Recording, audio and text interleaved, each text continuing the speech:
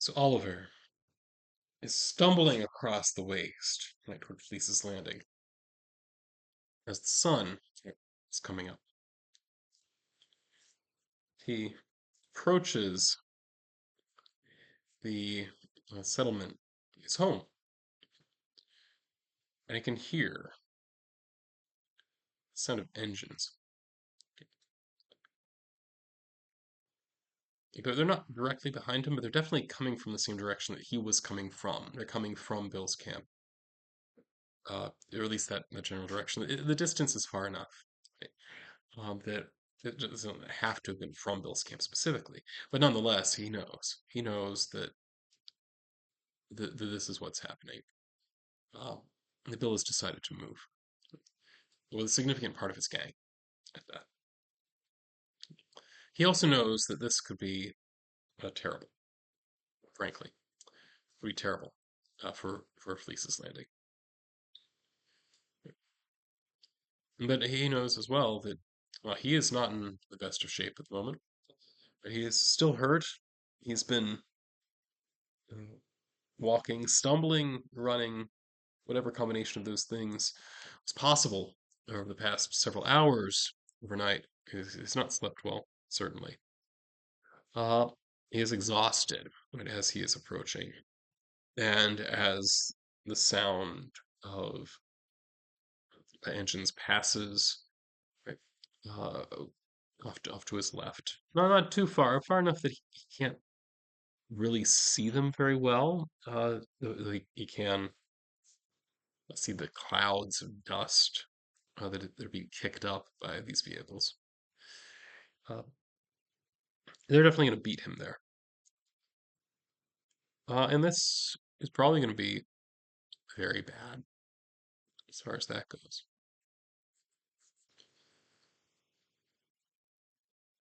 All he can do is run and hope that he gets there in time to make some kind of difference to what is happening. So I think that that is going to be what he is going to do. Right, so he is running at this point. I don't think that would this be. You know what? I'm going to go ahead and say that he is going to be doing this under fire in a sense. Right, so not literally under fire. I do a lot of the not literally under fire thing, but I think this is going to inform me right what the timing is like. Right, so his goal is right to get there in time, really to make a difference, rather than after the carnage has started. Because remember, Bill himself is a collector, but his gang not so much. His gang is a bit bloodthirstier than Bill himself is. So let's find out what happens. Okay. Okay, this is rolling. Using the spooky intense, I'm going to roll instead of plus full rolling plus weird, so the plus two. I rolled a 10. 10 plus 2 is 12. Awesome. Right, so using all the adrenaline that his body can produce, right? Oliver manages to run. He's not going to outrun the vehicles, but at the very least, he's going to get there before too much of the fight has broken out. After all, Fleece's Land, I mean, it's not the most fortified of places. Let's be perfectly honest. It is not the most fortified of places, so odds are there's going to be a little bit of negotiating. Uh, it is it generates badness, right? But it is not at all a fortress or something like that, right? So he gets there, right? As uh, Bill's gang right, is has kind of started to move in, but once they got to the settlement, they did slow down, right? So because I think Bill has given instructions that that he wants to capture as much as possible, right? That he does not want the place burned to the ground, right? There are valuable resources here. There are people, and we can capture them. Right? They have stuff. The stuff can be captured, right? So I think Bill sees this as a valuable resource, and you don't destroy a valuable resource. So I think that while his followers may possibly be a bit bloodthirstier than he is, I think that at this point his own preferences are having enough influence that they are limiting the amount of destruction they are willing to do. Okay. So that is something that would be helpful. Right. So the question is this, right? Are the people of Fleece's Landing going to try to fight back? Because really I see this going two ways. If they try to fight back, then I think that Bill's gang is going to very quickly change their mind. So like Shan is not a nice guy. So I think that things are going to get violent very quickly. On the other hand, it's very possible for things to go the other way. Right? Like they may, in fact, directly surrender, and that would change things. Right? So let's see. Right? Do the people decide to surrender? Is the way that I'm going to phrase this. You can say it's 50-50. So four or higher, the answer is yes. There's a one. So no, they do not decide to surrender. So we're going to end up with a firefight. Fantastic. So what have we got? We have the people of Fleece's Landing, I think, are not the best armed in the world. Versus Bill's gang. Bill's gang, I decided the overall size of it, assuming they're all here, and I think it's a big enough group of them, that we're going to consider this to be size large. Size large, one armor, three harm is how I'm going to treat them. Meanwhile, I think Fleece's Landing, I'm also going to treat them as a gang, I think. That's going to be the easiest way to do that. And then have to figure out what size they would be. I think it makes sense to me that they would be large as well. I mean, large really just means there's at least 50 people. This is a settlement. I think there are enough. I think there are at least 50 people here who are willing to fight. Let's just put it that way. All right. So I think that that's how we're going to uh, arrange this. Okay. Right. So what is Oliver doing? So as Oliver gets there, he sees that the fight is starting to break out. So he's going to try to provide some kind of help. Right. So and he is not the best fighter in himself. Right. So I don't think that he's going to be so directly involved necessarily. But on the other hand, he can. What is it? To keep an eye out. Stand Overwatch. Stand Overwatch for an ally. That's it. Okay. So on a hit, if anyone attacks or interferes with your ally, you attack them, inflict harm as established, as well as warning your ally. On a 10 plus, you can choose one. On a miss, you are able to warn your ally, but not attack your enemy. Okay, right. So I think this makes sense. Right. So we know that at this point, um, so I think that there are people here. I'm going to give somebody a name at some point. Yeah, let's do that now. So what is one of the more fighting types in this town, in this village? It is Amy. Sure, why not? Look, Amy.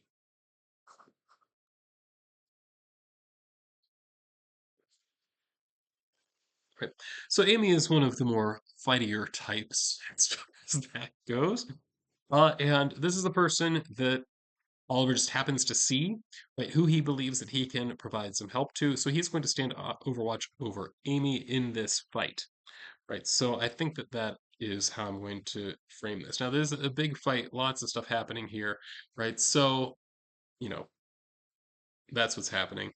Uh, so let's go ahead and try this. So, and I don't think that we're going to be as well armed or as well armored. So I think that we're going to say that we have, as a group, we'll be doing two harm and have zero armor. I think that makes some degree of sense. Though naturally, specific individuals, like I know Oliver does actually have 1 point of armor because he, I don't know, wears thick coats or something. All right. Then I'm pretty sure that I gave him 1 point of armor. Didn't I? Yeah. Oh, wait, no. No, I didn't. Oh, okay. So never mind. No armor for him. This is going to be real short. It seems like all hope is lost may in fact be correct. All right, so let's go ahead and see what happens. So I'm going to stand Overwatch over Amy. So this would be rolling plus cool, except that I have spooky intense, which means I get to roll plus weird, so it's the +2 on this one.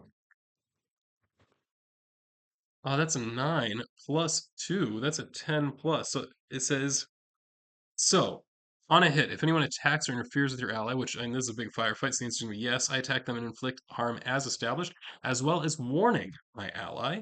Right, so she is also aware of what's happening. So on a 10 plus, which is what I got, I get to choose one. I get to either inflict terrible harm or I get to inflict my harm before they can carry out their attack or interference. Ooh, well, that's kind of nice. Okay, so first thing we need to do harm as established. So they're doing 3 harm. They're also uh, a gang. Now I'm also part of it. Okay, so these are 2 big gangs in effect. It's 2 big gangs. This is going to cancel out, so we're not going to worry about that. Okay, but they are inflicting 3 harm, whereas I have no armor, and then I also get to inflict harm on them of what do I think I had 2.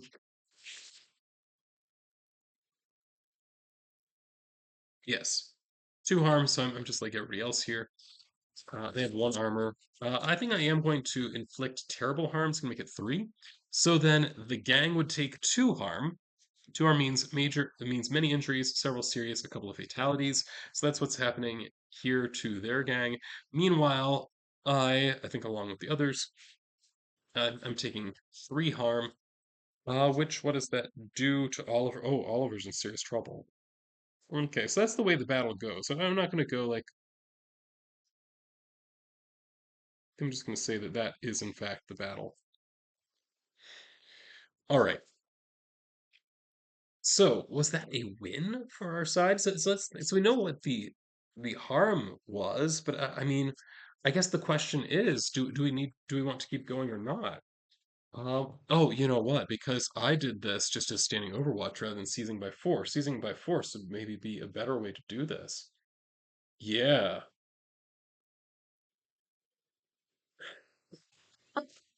So I stood overwatch, and while I'm standing overwatch, I congratulations, Amy's doing okay. Uh,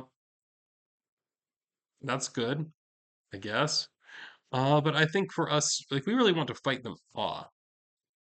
So I want to, if we're fighting them off, this feels like, yeah, this would be a seize by force. And so I think we're trying to defend the town, right? So let's go ahead and do that. Okay. Oh, wait, I forgot something important. And this is something that I have been forgetting like literally all the time. And that is there is this harm move. So I suffered harm, I suffered 3 harm. I want to find out what happens with that. So I roll this. So I got a 10 plus 3 would be 13. So the MC can choose one. So I'm either out of action, unconscious. So I'm out of action, out of the action. It can be worse than it's seen, which case I take an additional harm. Or I can choose 2. Okay. Okay, the obvious thing here would be I'm out of action. Right, so I'm unconscious. Oh, and that makes things way easier, doesn't it? Right, so then we don't have to fight the whole thing out. So I get shot by Bill's gang. You know, we're well under fire here. I'm in real bad shape, right? Like without medical attention, I will in fact die. Right? Um, so I think this counts as things looking pretty bad. Um, so that happens, and I think I'm just like injured enough that I lose consciousness. I don't know how the fight has ended when I come to. And when I come to, I wonder who is with me. I think the most okay, there's an obvious answer, but I don't know if that's the answer. Because there are a number of possibilities, and I want it to be possible for it to be any of these. Right, so here's what I'm thinking. Right? It could be Bill. Bill's the most obvious. It could be White. White would be good. Less obvious why he'd be here, but possible. It could be Preem. Not sure how that would happen, but it's possible.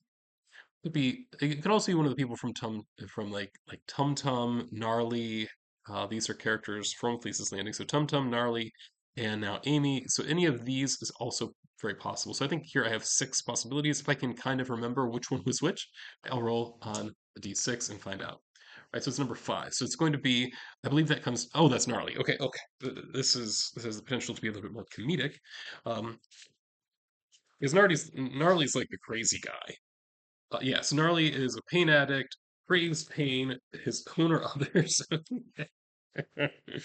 All right, right. So he is a dancer by trade, enjoys right torturing people, and he's not from around here. Right. So all right, that's oh wow, so he's having a grand old time standing over me. Right, so that's the question. So I come to.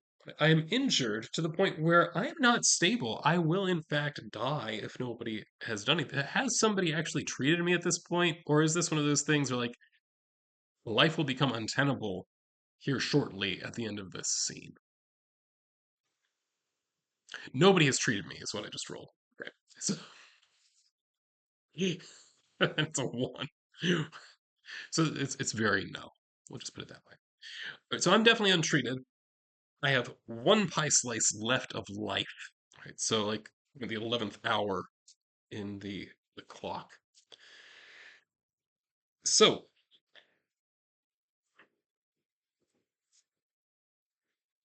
and so I'm in the midst of dying. I come to Gnarly's the one over me. This is not looking good for me at all. This is actually looking really, really bad. Like like outrageously bad. Uh so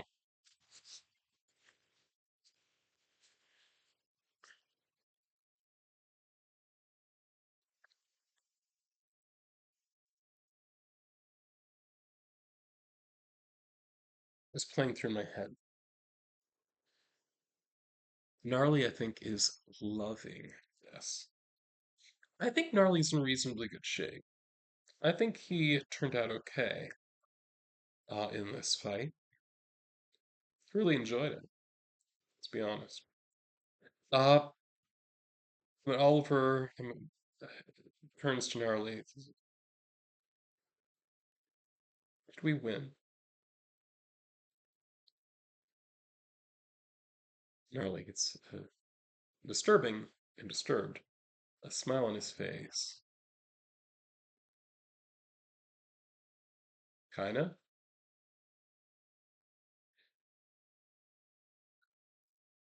All right, so what happened? Now here Oliver's like he's still he's not in good shape. He knows he doesn't have much time before he's probably gonna lose consciousness again. Um and like so has Bill taken over the town? Yeah, yeah, he has.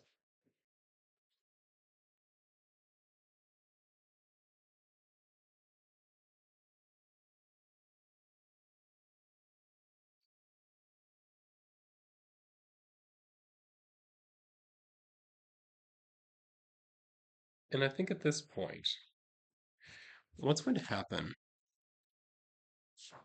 is that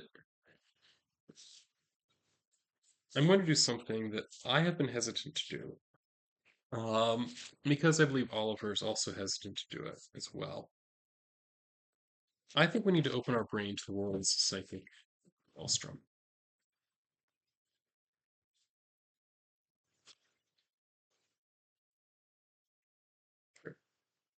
Because we desperately right, need to know what we can do about this. And Savvyheads are more psychically inclined, even if they like tech, they are psychically inclined. So we're going to try this. So Oliver takes a deep breath, right, and opens his mind, and it goes very badly.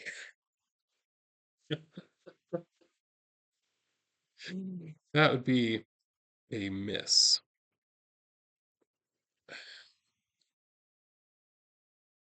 I mean, okay, I'm just going to go with the obvious thing here. Right. That is that, right? So as he opens his mind to the psychic maelstrom, um, he's trying to figure out, he's trying to get a vision of what can be done, right?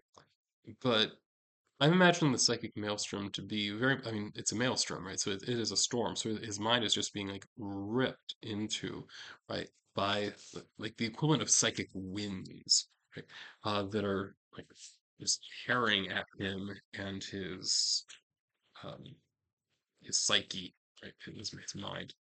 And I'm trying to find the page about Psy-Harm. There it is. Right.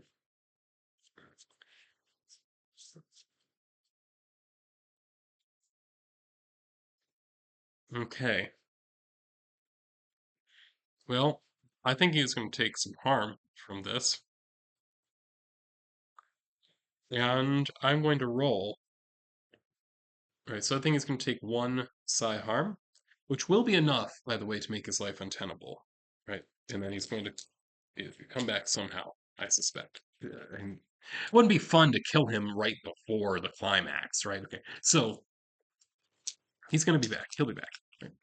But I also want to see what kind of effect this might possibly have on him. Right, so that'd be a total of 8. So I can choose one. So lose your footing, lose your grip on whatever you're holding, lose track of someone or something you're intending to miss, right, noticing something important, take concrete action with the MC's choosing. Um, I think that this is just.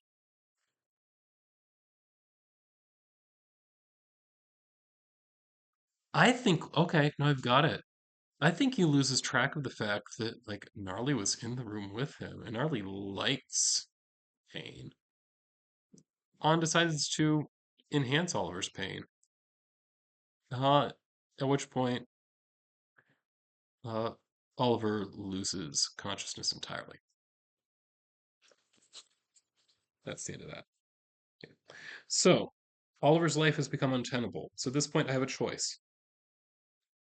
I can do one of three things.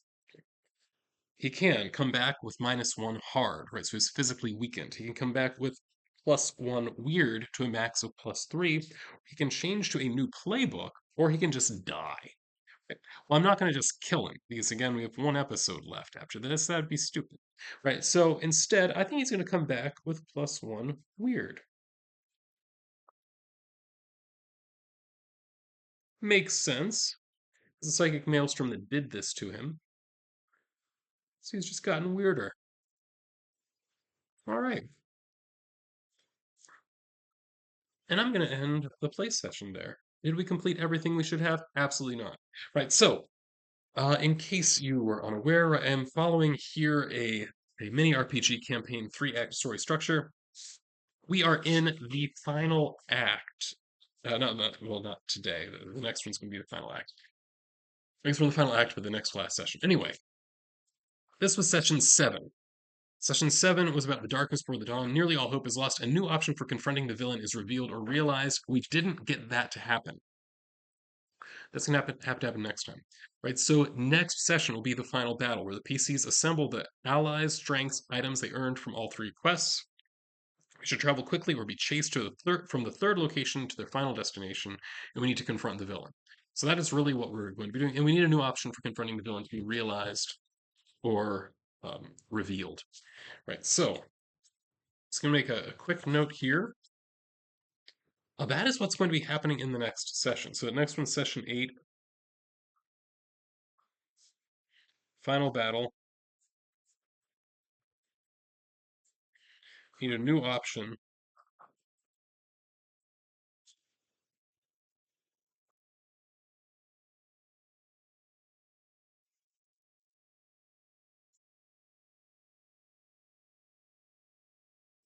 Confronting villain.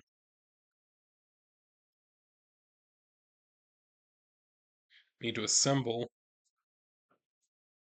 all the pieces from the subquests. I need to confront the villain.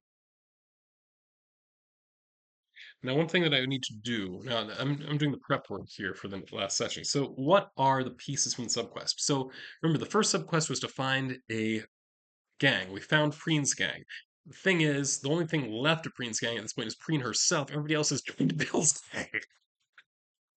So we've got Preen is one. Right then, we went to Ula's Isle or something like that, and what I found there, right, was we had hoped, right, to get some help from, I believe his name was Ick, but we didn't. But instead, we did have Joe's girl, right, who is something of a nomad. So I'm going to say Joe's girl is somebody we actually uh, could acquire. And then our third subquest was go and to try to find who in Bill's gang was willing to turn on him so that could happen. We found out basically nobody was willing to turn on him. But what is the asset or the thing that we got from that session? I think the reality is that that helped solidify for us White, and that White knew that we were willing to take risks, right? So I think that those are the three things we have. Right. So it is going to be a combination of Oliver back from the dead. It is going to be Preen. It is going to be Joe's girl, and it's going to be White. So we have to collect all of these pieces, so that then we can confront the villain in some fashion. I have no clue, right, how this is going to all work out, but we'll find out. That's one of the principles. Play to find out. So that'll be coming next time in the final episode of this playing Apocalypse World series. Thank you for watching. Hope you've enjoyed it so far, and hope you enjoy the next one.